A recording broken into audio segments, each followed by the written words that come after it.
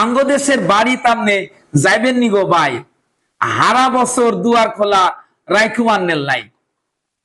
আছেন যত বন্ধু বান্ধব আছেন মিয়া ভাই, লক্ষ্যরাতে আইয়েন একবার আমন্ত্রণ জানাই। মেঘনা নদীর অববাহিকায় অবস্থিত লক্ষ্মীপুর জেলা নারিকেল, সয়াবিন এবং সুপারির জন্য বিখ্যাত।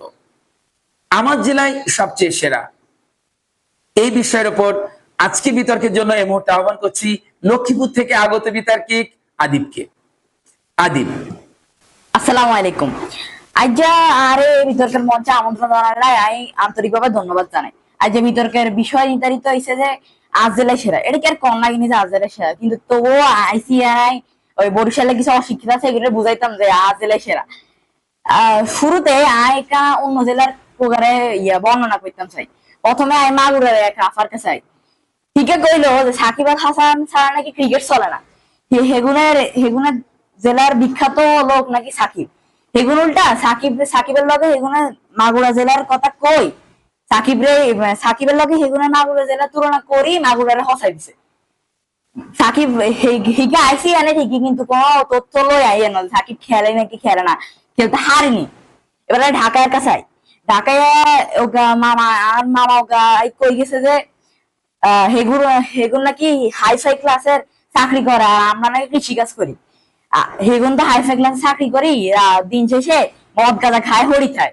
আর হেগুন যে খানা খায় হেগুন কোন তো নাই, কৃষিকাজের তো নাই।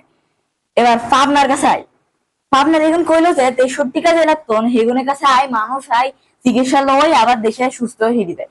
হেগুনই তো হাগল, হেগুনের লগে থাই আবার কি আনি সুস্থ হইব মানুষ।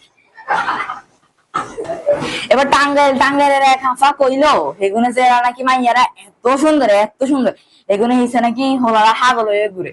এগুনে হিসে আসলে হোলারা হাগল হয়ে ঘুরে কোন হোলা গুণ জানেন? এই ঢাকায় হাগল গুণ।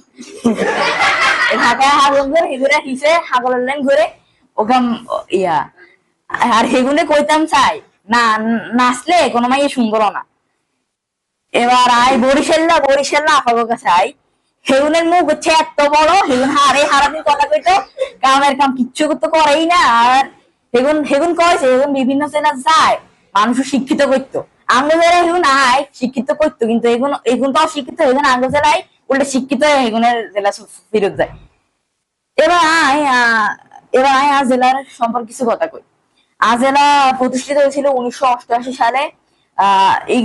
জেলা আগে নোয়াখালীর ভিতরে ছিল। 1988 সালে এরা আলাদা একটা জেলা হয়েছে। জেলা সুপারি, নারিকেল, সয়াবিন এগুলো বিখ্যাত। জেলা শিক্ষা প্রতিষ্ঠান আছে অনেক। জেলা শিক্ষা দীক্ষা সব দিক দিয়ে আগানো।